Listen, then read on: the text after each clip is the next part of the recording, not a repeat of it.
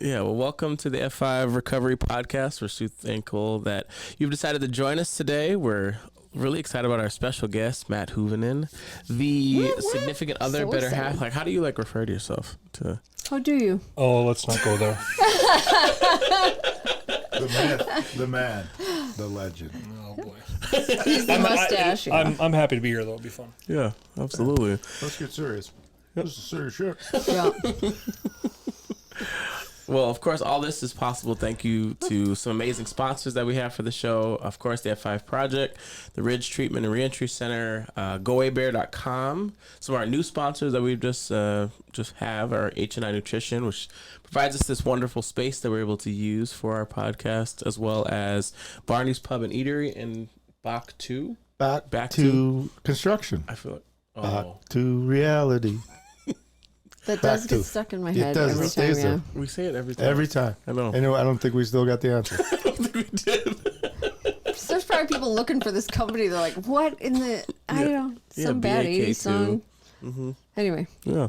So thank you, sponsors. Yes, thank you, sponsors. And of course, thank you, Matt, for coming. I've sent him a Facebook message. I'm like, man, we've been talking about you for seasons, which also, we think we've been doing this a little over 2 years now. Yeah. Can you believe that? I've only been here for a year. I never talk About about wore out. You're welcome. Probably. Yeah, I got to notice I'm done. Matt's going to replace you. I wasn't gonna say anything. Now that you bring it up. Yeah, well, we're glad you decided that we're able to make it on the show. Yeah. It's been really good. So tell us a little bit more about yourself and we see your relationship and other things, just for the people who don't know you. I mean, they know a lot about you already from all of our stories, but A lot. it's nice to hear I don't know how from- far back I should go. Oh. You can take it as far back as you want to go. Don't Whatever go- you're comfortable. don't go We're that not far. going to... Well, the Don't go hope back is not to to that. go. That part.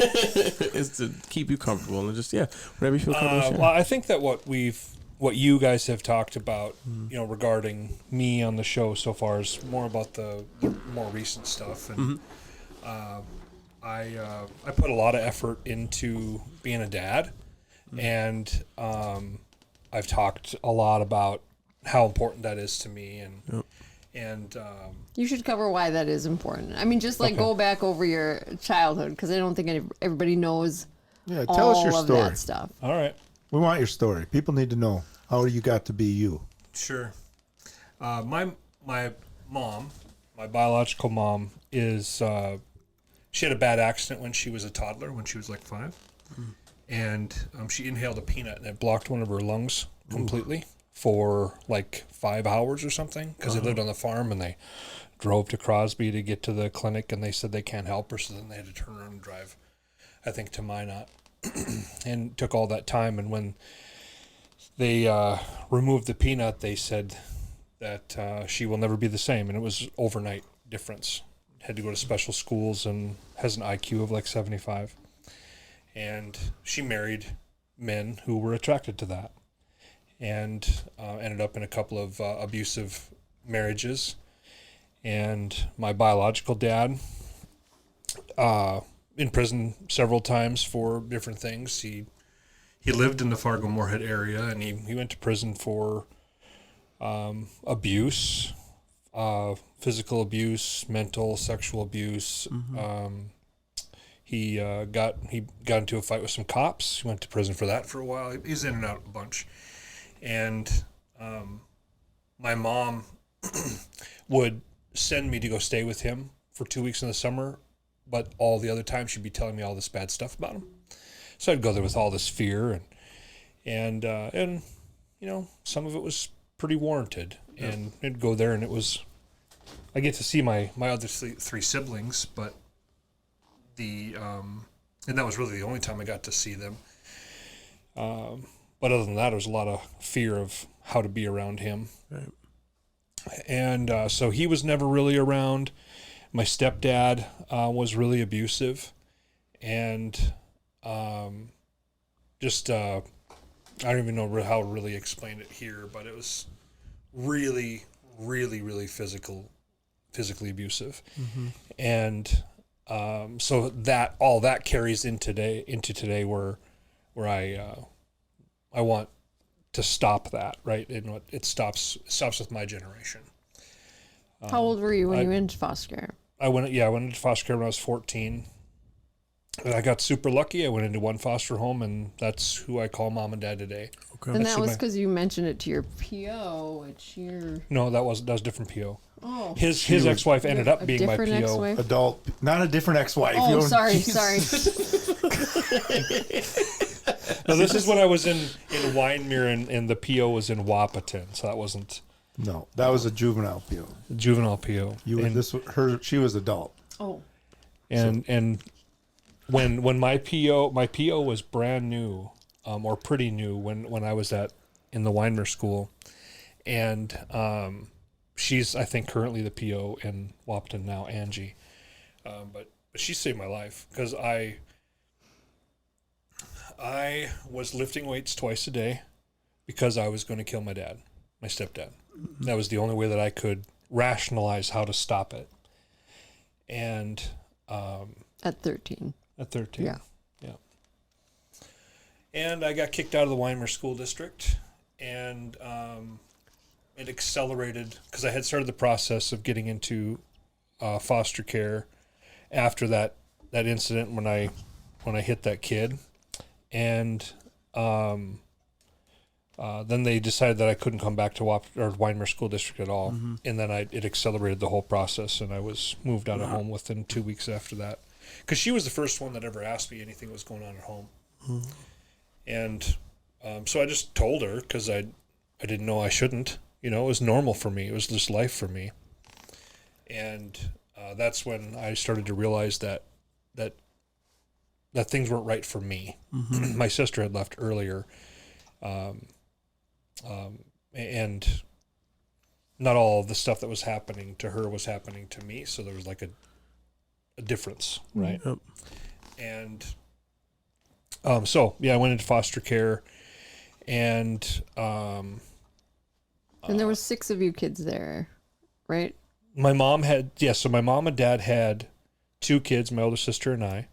We went to live with my mom, and my mom had 4 more with her second husband, and my dad had 3 more with his second wife. And so there's 9 of us biological kids, and all of us went into foster care, all 9 of us.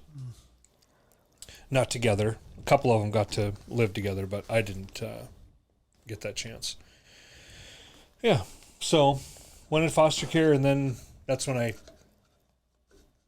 don't know if I was able to let my guard down enough to find drugs and alcohol, but that's when it really started to kick in. Mm-hmm. And that was my escape. And moved around, went to Wapaton High School, and ended up barely graduating from Detroit Lakes High School back in those days. Mm-hmm. So then I got my first felony when I was just out of high school, and then I met a girl. Well, I was hanging out with my friend Chris, and he was working at a resort, so I just started hanging out with him. And it turns out that I just started working, right? Because there was just stuff I could do around there. But I never realized that I should have gotten on the payroll. So I was just hanging out there and did all this work and never got paid. He was even in the hootenanny and never got paid. That's true. Yeah. It's a weekly thing that the resort would do. They'd put on this performance. You might want to explain it to the people. What a great name. Not a gang. This was Fair Hills. This was Fair Hills Resort on Pelican Lake. Oh yeah, that's where it was. I was quote unquote, working. We gotta get you a tattoo of a hootenanny for your gang sign. My gang sign? Yeah. Oh my god. I say you need to let the people know it's not a gang. Oh. Yeah. I joined the hootenanny. Yeah. Hootenanny, this is our sign. I don't think they're gonna think that's a gang. No. Should and be. if it is, they're not that dangerous. Right. A name like that. Like Jimmy G used to say, when he was in elementary school, he joined this Sunshine Gang. Yeah. Elementary school gang that they started on the.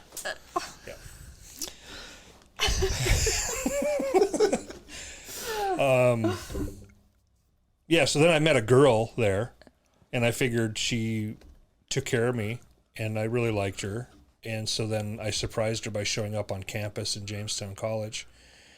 And called 2 weeks before registration deadline and say, hey, I want to go to school here, and I want to act, and I can sing, and I want to take computer programming. And so they got me in. I was in the choir in Jamestown College. I was in the choir, and I did acting. That was my major was dramatic performance. That's cool. The Hootenannies. The Hootenannies. I did a lot. I did acting after I went into foster care too. So in Wapton and Detroit Lakes, I did acting and singing there. And I didn't last too long. Jamestown College. I lasted about a half a semester and got another couple felonies and sat in jail for a while. And then I drank for a couple more years after that. Mm-hmm. And I knew that stuff was coming to a head. There's a lot more jail or a lot more judge appearances. And I was in Fargo for shoplifting in front of the judge, and he sent me to treatment, and that's when I was introduced to some people that were in sobriety and started that whole thing. And Kirsten and I managed to get kicked out of the same college and went to the same county jail. And he was the best one I brought home to my parents. They were like, get him, keep him. Didn't have his license or anything yet, but he still drove. It's dangerous and hot, yeah. Well, you don't need a license to physically drive. So Yes, you do.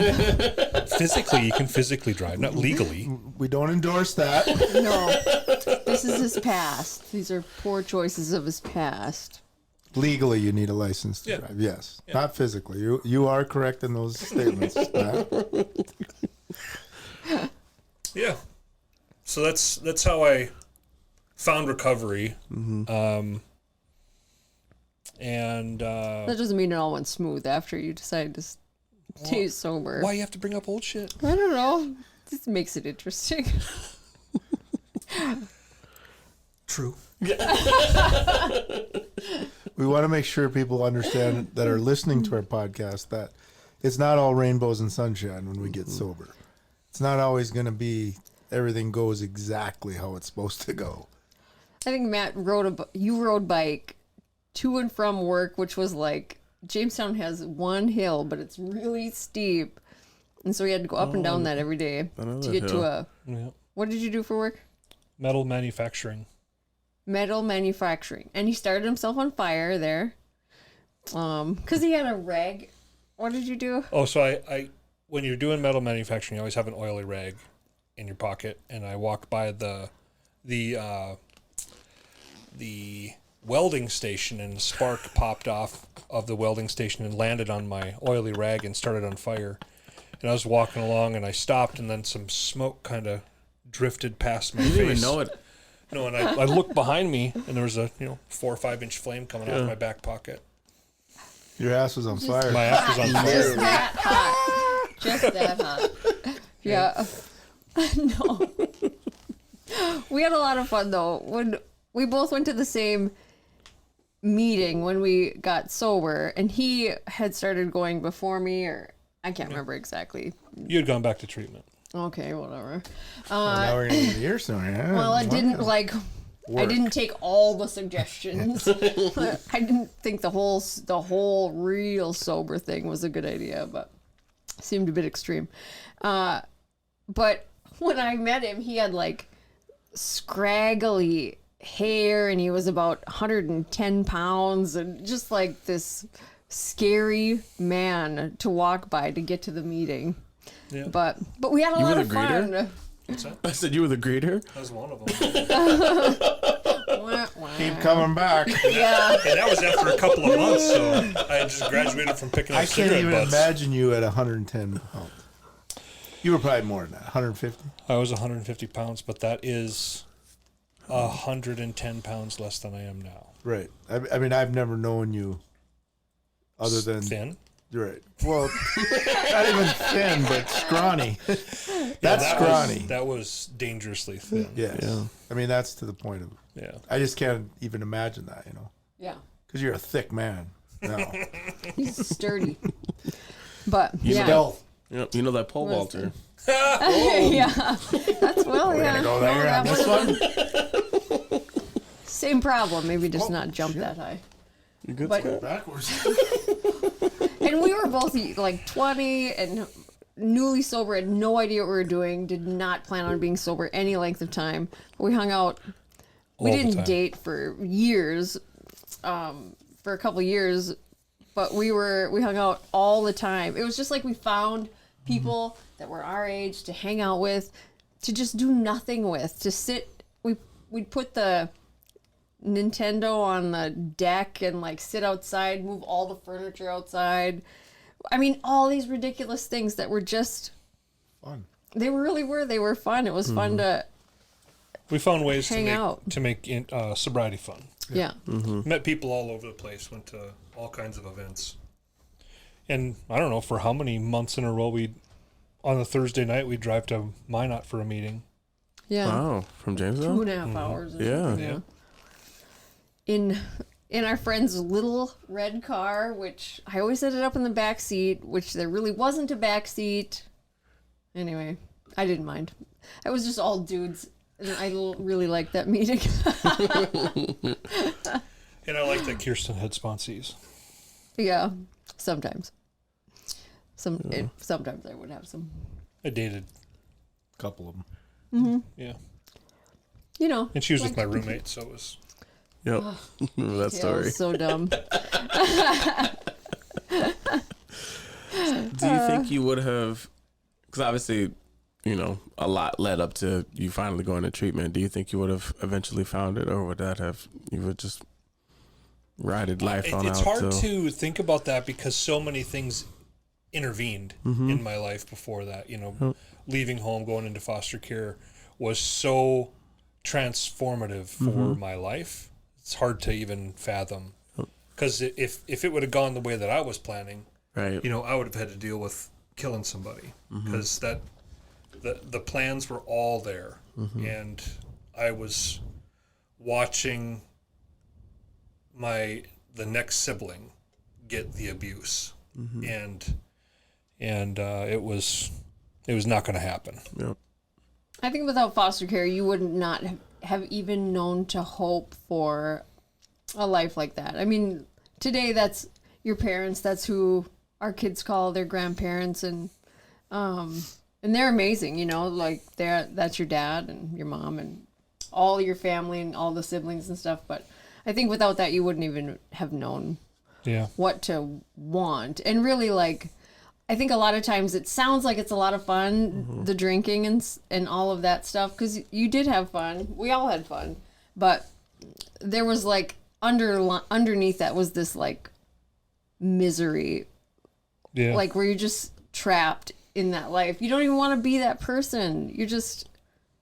Like, I do not want to be the person that always disappoints somebody, that's always the one who shows up loaded or is late or comes home loaded or wrecks a car or can't keep a job. I don't ever want to be that person because that's not who I am, but my illness will not, I don't know how to do it any other way, Yeah. Yeah, how do you separate your actions from who you really are? And I think that's what the program, like for me, has done. Is, my actions, the things that I was doing when I was in the thralls of my addiction is not the person I am. But the only way I can show that is when I get sober and start taking other actions. Yeah. But if I continue in the behavior, then it's the only thing different is I've eliminated alcohol. Yeah. Or drugs, whatever it is, and I think, have you ever thought about, or maybe you've already done this, but reaching out to that PO, I've talked to her a couple times. Awesome. Because, as somebody that was a former PO, that job is thankless a lot of times, and you feel like you're just all the time just failing because people are relapsing, going back to prison, all these things. And, because I had a similar situation with a guy that I ended up chasing him down the alleyway. Ended up tackling him. He was running from us, and we ended up arresting him. And he went to prison. He was a young kid, and I'll never forget. We played basketball on Wednesday night. There was a bunch of cops, and we'd always go to the bar afterwards for a couple beers, and I'd stay for 12. They'd go for one, yeah. the normal people. And this dude, I was the only one there, and this dude walks in, and he is ripped. He's just huge. And he comes up, and I'm looking at him, he goes, "Hey, are you Scott College?" And I'm like, maybe. Why? And I'm thinking of my exit. If I push this table on this kid, I may be able to get to the door, because he was that big. He goes, "I just want to thank you." He goes, "I went to prison for 18 months. He said, "I got my life together. I'm engaged, and I'm clean, and I'm sober, and my life is," and it was just, I damn near started crying right there. And it was like, not knowing that, that situation needed to happen for him to have these outcomes that were coming to him, and that doesn't but what I'm saying is you didn't get to hear that a lot. Yeah. So when you heard it, it was heartfelt, and you knew that it was something, and then it made you feel like, okay, maybe I am in the right place. I'm doing, because you can get, for me, one of the reasons I got out of it was I became cynical. I didn't trust anybody. I didn't anybody tell me, if they were telling me the truth, I was like, you're fucking lying. Yeah, never. And it's like, and I felt like that poor person that's finally telling the truth, and I'm not believing them. Yeah. So I just, that when you mentioned that story, like how in essence she not literally saved your life, but in the context set it on a whole different she road, set you in a different direction. And I think that's sometimes what we're trying to do with F5. What we try to do when we're helping people is, change their direction, change to just be that piece that maybe gives them that hope. You talk about hopelessness is probably the hardest part of recovery, or when you've reached that point in your recovery or your addiction that you just have no hope for anything. This is how I'm going to be forever. Yep. And then somebody gives you just that little piece that maybe gives you enough, whatever that is, to try something different. Because that's what it comes down to, is taking that action, like you talked about. So. And it might not even be like that moment, but just like to be part of somebody's picture that's positive, even in counseling, just to see them alive still is like, oh my gosh, I don't really even, whatever you're doing, and then when they come up and they say, I'm happy, you know what I mean? I feel like you really listened. I'm like, oh, you're killing me, but it's so, because it does feel like a revolving door sometimes. Like you're always just delivering bad news. You're always just wrecking somebody's day. You know what I mean? But yeah. Anyway. So you're not a fuck up, so. So to fast There's forward still time. a little bit, Matt. So pre-kids. So we've talked a lot on the show about like what it's like to be, kind of in a sober relationship when the one partner is sober. What is has been your perspective as you obviously fast forward, you guys, did start dating eventually and got married. Like, what was that like for you both navigating at different points and different sobriety? Like, what was that like doing that in those early stages? Well, there's a lot of facets of relationships in general, long-term relationships. I mean, we've been married a long time, and it's mostly good. No, it's all good. I'd agree. No, it's good. And then you add in the sobriety piece, and each person needs their own stuff for sobriety. Right. And fortunately for us, we were really, really close friends before we ever dated. So a lot that would have had to have a conversation about and negotiate was already done because we knew that about each other. And we also want, I want you to put your recovery before me. Right. You want me to put mine before you. Right. Yeah. And so there's never been an argument about that. Never been that's never been on the table of concern, because that we both know that for each other that's a requirement. So, quick question, just because our audience probably knows this, and because Kirsten has talked about, that time in her recovery when she kind of stepped away from meetings and things got kind of crazy. How hard was that? Because for me too, it's a situation where how hard was that for you to watch that and not be able to fix it? As a male, our job is to fix shit. That's what we think. But it sounds like from what Kirsten has always shared, you took kind of approach, that stand back approach, and trusted that's in essence trusted the process that you would figure this out. Yeah. But how was that for you as somebody in recovery, and somebody saying, I don't need meetings, I'm not, that's not a big part of it, I got all my busy life, and Sure. that kind of, can you kind of just touch on that a little bit? Because I always feel like that's a huge part of people's relationships when, especially if both people are in a relationship that are in recovery, and I'm trying to dictate what your recovery should be. Yeah. I don't know. Yeah, if that's a slippery slope. Yes. And the full thing, like in our relationship, that wasn't the first time that we had something, I don't know if catastrophic is the right word to use, but right after Jack was born, there was a dark period too. Mm-hmm. And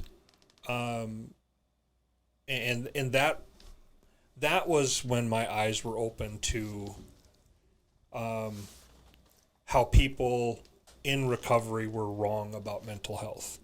That's when it became a reality that they were wrong about it. And medications are needed, and they're helpful when they're used properly. Yep.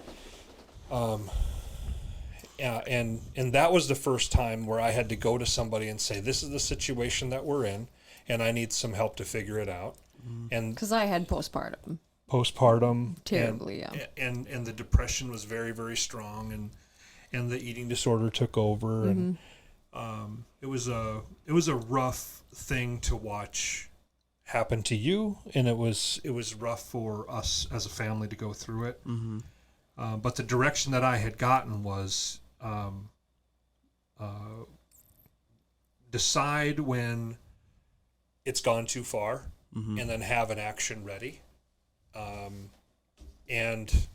No matter what, love needs to be a part of the solution. And it's no longer just about the two of us, right? Because there's a kid involved. So it starts to change things.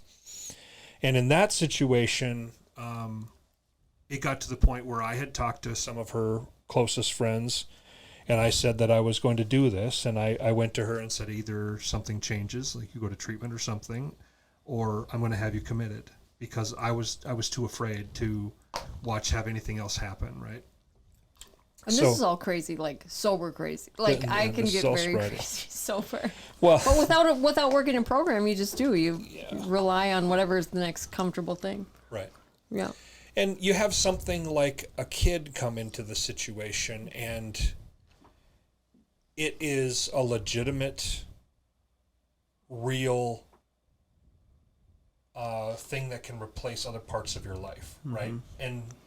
And very, very few people will second guess you by doing that. And so you have the conversation of, I'm not going to go to that meeting because I need to be home with my kid. And we were all kids having kids, so we didn't know to argue that, to some point. Anyways, coming into the situation when she quit going to meetings, I had a little bit of history with how to handle this stuff. So that wasn't the first time, right? I know it just sounds, it wasn't the first time she went crazy. It's the fourth. Yeah. I said what I said. Stick to my words. It is what it is. It is what it is. Total transparency. I don't care. Yeah. I mean, I'm hesitant because I don't want to hurt your feelings, But Well, you're not gonna unless you call me fat. I think we'll be fine. Are you gonna? Oh, not today. Woman. woman. Yeah. Oh boy, that's a goodie, huh? Yeah, so You couldn't hurt my feelings. You've always been super supportive through all of this. And it's a marriage, you know? It's still a marriage. So you still have your opinions and whatever, but you come around. Wow. But it's still a marriage, you know what I mean? But I think that just like being totally transparent about all of it has, I think, benefited our marriage more than just being like, well, that's something we don't talk about. Well, that's stupid, you know? Like, that's just not even real to say, like, well, we fell in love and now here we are 25 years later. It's just, you earn it, you know? Mm-hmm. But it's really, I mean, it's fun along the way, that's for sure. yeah. The day that you came and said that the wheels have fallen off, and Oh, when you were digging that big hole for me. when I was working on the house digging a hole, she came out and said that she wanted to die and that we'd be better off if she was. And that's that's a scary damn thing to have happen. And we got 3 kids, and she's the love of my life. She's my best friend. And it's like to what you had asked, you know, that's a helpless thing to have happen. And there's and I know because of the earlier situation that there is nothing that I can really do. I can impact some of the action. I can impact some of that, but I know that it's her that has to be the one to fix it. And so taking a back seat, so to speak, for what the path that she was on was really the only way to handle the situation. And again, I went and asked for help on how I should handle the situation with people in recovery, and my mom. My foster mom is a psychologist, so I got her opinion. My foster dad is a Lutheran pastor, and so they deal with a lot of people in different situations, and so I tapped into some of all that other experience on how to handle it. But I think you were the perfect example. Like I always say, like you don't have to cut somebody out of your life so that they get better. Like I knew you loved me unconditionally, but I also knew that like you needed me to get help for, you know, just for your own sanity. And so because it was for you, maybe I was more willing to do that, but you were never like, you'd be like, all right, I'm going to go to a meeting. You can come with. I'd love for you to come with. And if I was like, no, you'd be like, all right, fine, I'm going though, you know? And I think you just being independent and deciding you're going to do that, whether I'm going to do it or not, was more motivating for me to go than had you just said, well, you got to go. You know what I mean? Just like to push. You just always were like, well, okay, that's fine. I'll see you later then. And then you come back happier, and that would piss me off. And you know what I mean? So it was just like, I knew I wanted to go, but what I didn't need was somebody like, you know, coddling. It just wasn't the right time for it at that time. So it was just good that you kept yourself healthy. And I think that was more motivation than had you shamed me into, you know what I mean? Yeah. Because I think people that are not doing well, they know they already are living in the shame. They already are dying from that. You know what I mean? They don't need to know what they did wrong. That's like telling, you know, they'd always have me discharge people from the treatment places that I worked, and they'd say, you just do such a good job at it. And I'm like, well, I just tell them the truth. They already know what's happening. You know what I mean? I'm not just going to surprise them with, oh, your UA's dirty. They're like, you know, it's just not going to shock anybody. You know, the direction that I had gotten in recovery, I had tried being the hard-nosed kind of sponsor, and it never matched my heart. And I always felt better, saw that it was better received when I just said, this is the direction that I think you should go, and then not take it personal. So it all kind of comes full circle. Yeah. And I've been able to do that with other people, right? That quit the program, quit sobriety, and the ones that I like. I want to be friends with them no matter what. So there are some of those people, and some of them come back. How has your you haven't mentioned how long you've been clean. So 27 years. Yeah. So for the people who, to speak to specifically to the people who have the 10, 15, 20 plus year of sobriety, what are some things that you know now, or some things that are surprising you now that you're learning about your recovery journey that you never expected to know? Well, probably around 10 years for me, it was, I really do need to do this forever. I don't wake up one day and it's all fixed. Right. And 10 years. Took Yeah. 10 years to get that. Yeah. Okay. Yeah. And because I was always kind of like, I don't know if I ever really thought like I'm just going to do this for 10 years. I don't know if that thought was ever in my head, but I suppose there was a secret hope that I didn't have to do this shit forever. Got it. Okay. But at the same time, I think the message with my group of friends started to change as we got older. The message started to change of that we're fortunate that this is what we have to deal with, and not something more serious, something that's completely out of our control. And so We'd watched a lot of people leave by then. we had watched a lot of people leave, get a lot of better people die, Yeah. a lot of lives get flushed, a lot of children go without parents. But 10 to 15, that's That's a rough stretch. it's a rough stretch. Thanks. Sorry. Thanks.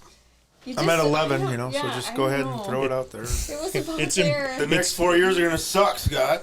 No, it's going to be intense, though, isn't it? It's important to know that. Which is great, because I'm 6.5, so I'm gonna enjoy this. Yeah. Right. Yeah. No, I totally agree with it. It's because I think when you get to that, like even at 11, or 10, where I got to, but during this time, it's like I've even felt myself in the last year, kind of not stepping away, but not being as aggressive as I was in my meeting going, and being on the road a lot. That was my excuse. I'm home now. I just wanted to hang out. And it came back to me about 4 or 5 months ago, where I just said, "You're making excuses, dude. Mm-hmm. This is what people talk about. You've already been through this once, where you stopped going to meetings and you got drunk."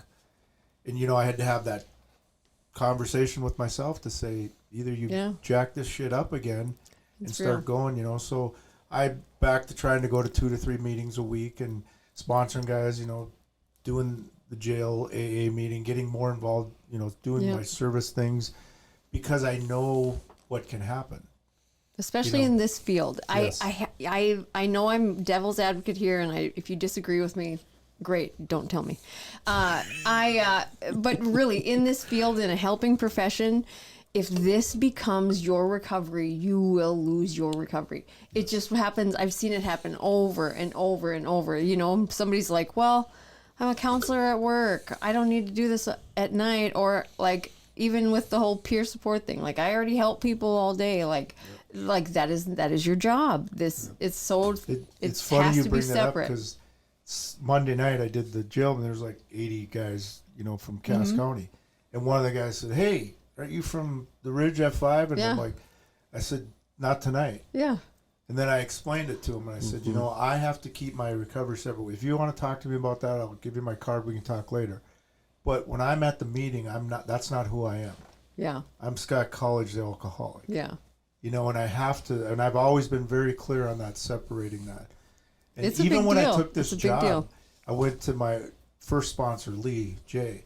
And he's always been just my sponsor now, but Lee's still, you don't lose that. It's like you people No. switch sponsors. Yeah. You'll never use them again. It's like I still use them all the time. Yeah. Because I know I respect his opinion. But I went to him when I was going to take the F5 job. And I was like, I was armed with all my shit. I was going to be like, this is why I should do it. Really, because I wanted to get the hell out of the job I was in. I hated it, And I was all armed with all my defenses. And I was like, so I'm thinking about doing this, like I laid it out for him. Yeah. I think that's great, Scott. Yeah. Like, what? Yeah. You were supposed to give me all this shit about why this is stupid. And he goes, no. He goes, with your background in probation, your recovery, he said, I think you're going to do great things with it. It's going to be a good thing for you. Yeah. So it was like, the experience is needed in the profession, but the profession has to be separate than the personal recovery. You know what I mean? Yeah. It's such a catch-22. And he did mention that. Yeah. He said, just remember, your recovery has to come first. Yeah. But that's the part of it. You're talking about, those actions and those, in recovery. We lead by example. You can watch people in recovery that are just assholes about, one of the things that gets me is when somebody shows up, and you get somebody in a meeting and they're in the wrong meeting, in their opinion. And I said it to one older dude, that had been around for a while, because he gave this person shit. And I said, why do you think that person's here at this meeting? Well, I don't know. I said, they're here because they need help. Yeah. It's not your responsibility to judge why they're here. Yeah.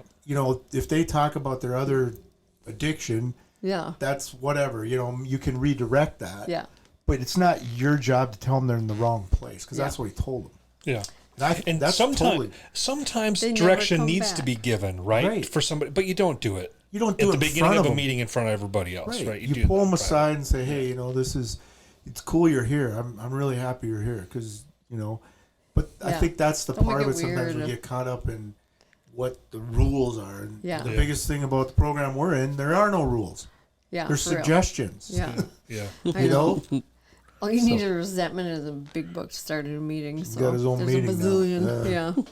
I want to say, I've always, and I think I've told you this many times, that, you had a big impact on my recovery because of you. When I'll never forget, I was probably 3 or 4 years sober, and you got up there and talked about your boys and the dad you wanted to be, and you got emotional, and Matt likes to cry once in a while, but it hit me so hard, about you wanted to stop the cycle. You felt like, you talked about your insecurities and how you felt that you weren't a good dad. But everybody on the outside's looking and going, this guy's a freaking amazing dad. But you couldn't see that. And I think and I think that's a huge part of recovery is, if I go up there and say, oh, my life is freaking awesome. It's the best thing since sliced bread. And everybody's like, what the fuck? Cannot relate. Yeah. Yeah. But when you talk about being insecure of a dad who's a good dad already, or the idea of how you treat your kids, how you treat your wife, those are all relationship things that a lot of us in recovery struggle with. Yeah. But to hear you talk about it and actually address it as it is an insecurity and it's one of your biggest fears, and just the way you presented it, that's how I feel that's how we have an effect on people in those rooms, especially newcomers. Yeah. And each other, really. And each other, like I said, I was 4 not years your sober, fear and I heard that, and I'm like, and I think I even came up to you that night and just said, man, you hit me hard. And it was one of those things where, again, it's nice to hear that too sometimes, that, you sharing your raw meat was the ability, that gives people the ability to feel like vulnerable, that they can do that, or that maybe I am not the best. I need to work harder at being a better dad. Yeah. Or they think, because I got sober, now it's all I'm just going to know how to do this stuff, And I think that you still have an irrational fear that you're not going to be a good dad. That. But you know what I mean? As crazy as that is now, but... Yeah, on the outside healthy, looking in, I I guess. can see that that's irrational. Like, I know that. Yeah. But the feeling in my heart is that I don't have control over that, right? And I saw my dad and my stepdad, and how they treated children, their children. And I felt like there was, and this is the irrational fear, that I don't have control over who I'm going to be someday. That somehow, some way, someone's going to flip a switch, and I will no longer be in control of being the Matt Huovinen that I want to be. Right. And then I will become that monster that my dad and stepdad were. And there really wasn't anybody in that house that could protect you. I mean, it was just, you know what I mean? There was just a lot of dynamics of that are not ever going to be the same. But it's healthy to have that awareness so that you consistently move forward wanting to be a dad that understands his kids and isn't like just, you know, that just, it just has to jive with your heart and your recovery. And our kids have never said like, where are you going? They're always like, isn't it Tuesday? Don't you go to your meeting? You know what I mean? Like, they never have questioned it. And we've always had daycare for Tuesday nights because it's just like, that comes before my kids. And when my kids come before the meeting, I yell at my kids. And I'm not a yeller, and it makes me sick to my stomach to just even think that I would raise my voice at those sweeties. Sometimes they're chicks, but I think, you know, for me too, it was through that process, you helped me become a better dad. Because I saw that, you know, that this is what I aspire to do, you know, and I have, like I said, I have a relationship with my daughters that it's freaking awesome. yeah. You know, but it's been built on one of the first things what I started doing with them is asking, is this a fix-it question or a listen question? Yeah. You know, because they're coming, and a lot of time, most of the time, it's a venting. They don't want me to fix it. Yeah. That's a good dad of girls question, yeah. Yeah, because I don't know that, you know, my fix is I'll go pound them in the fucking ground. Yeah. You know, that's not what they want. They just want somebody to listen to say, you know, and just. And to be transparent and just say, I don't know what I'm doing. Like, to our kids, we're like, okay, I don't really know what I'm doing. I swear to God, they give you kids, and there's a thicker book with my cell phone than with these kids, you know? So there's no manual that comes with to just be like, what should I do? And take their suggestion and have them give you feedback. And then pretty soon it's like, oh my gosh, they're like answering their own questions now. It's just funny how you just like to be humble enough to say, I don't know what I'm doing next. And just to ask anyone that you look up to regarding anything in your life, you know what I mean? Parenting's a huge one because you always think, I'm screwing this up. I gave my first kid anxiety. My last kid has no rules. You know what I mean? It's just like, oh my gosh, what are we doing? But they're all, so far, they're really great people. They're just like good people I would like to hang out with, which is cool. And I think it's, like for me, for my daughters, the one thing I notice about all of them is they have a lot of empathy. Yeah. You know, they think of other people. And I think that comes from, that's a part of parenting. Yeah. I really do. I think you know, they're going to emulate follow kindness. your lead yeah. on a lot of things. And when they see us, especially in recovery, the people that are working programs, all the empathy we have for people that, you know, relapse or going through difficult, you know, we don't judge them. We don't sit and talk about them. We just say, hey, I'm here to support you. Yeah. You know, so. There's all the faces they see that come through our house and the laughter. And I mean, we just have a really great house, but. Yeah, it's a good place to be. Yeah, they've watched How to Be a Friend. Yeah. It's pretty great. But we keep it pretty simple. We only have one rule, and it's don't be a dick. So it covers pretty much all the bases. To watch them, though, when people come over, even people that they don't know, and how they react when somebody comes in the house, the first reactions are to, can I take your coat? Here's the bathroom. Do you want something to drink? I mean, that's just stuff that they do. And that's learned behavior. Yeah, that's true. Which is cool, because my mom always says, remember what you were doing at 15? Why do we got to go there? Why? I don't think I was being hospitable. Yeah. Maybe if you would have taught me better. I know. I was smoking your cigarettes in the backyard. I think the other thing that I remember you talking about, Matt, was like talking about when you're going through the shit and it sucks, whatever that is, in sobriety, in recovery, when you're going through it, it sucks and it's going to suck. But when you get to that other side and you can look back at it and reflect on it and realize I had to go through that shit to get to this spot, to have this feeling. It may be 6 months down the road, it may be a year, maybe 2 days. But you recognize that for me to have this, I had to do this. Yeah. And I had to take these actions. And that was always something I heard you when you were speaking one time talk about, going through that. And that was always, that was a big thing for me to understand that, this is temporary. Whatever I'm going through at this moment is temporary.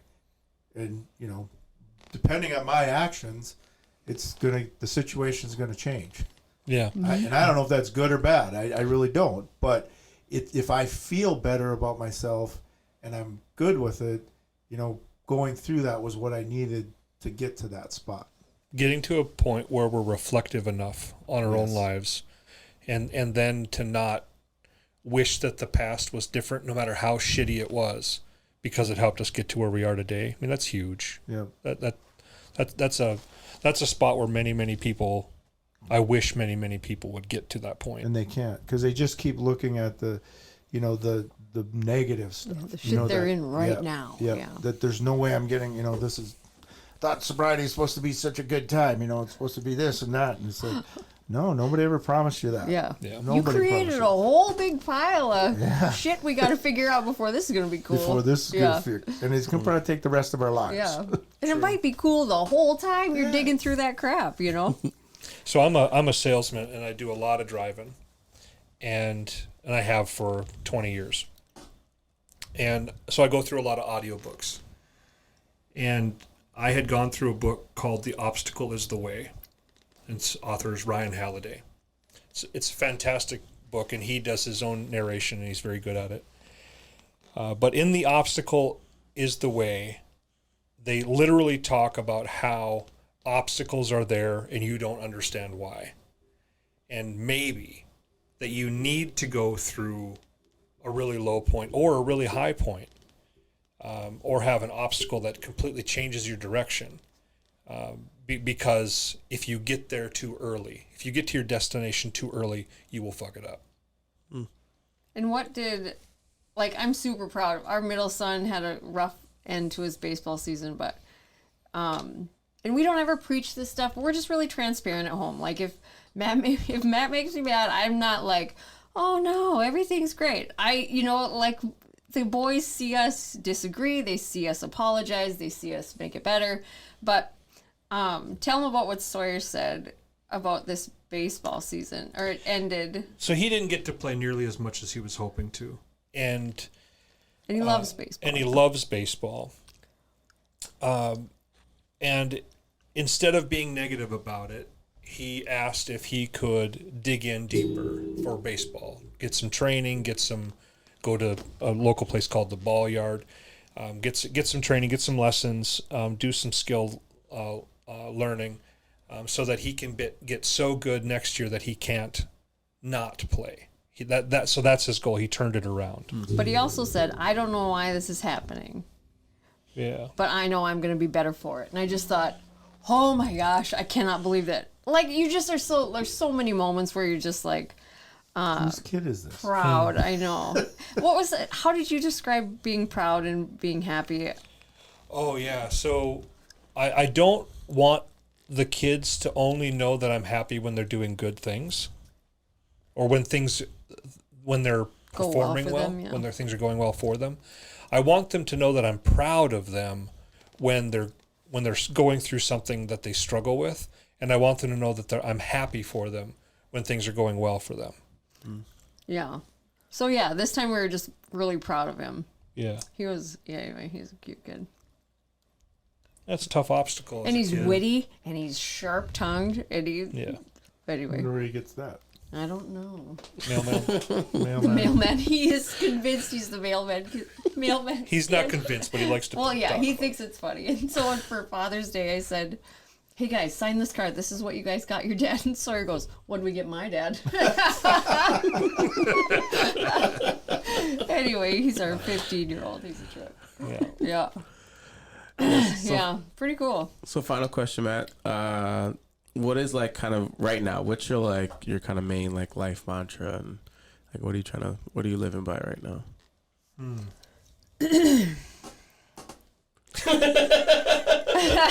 just kidding. Happy wife, happy life, I guess. No. Quite the mantra. Yeah. That's a tough question. I don't really know.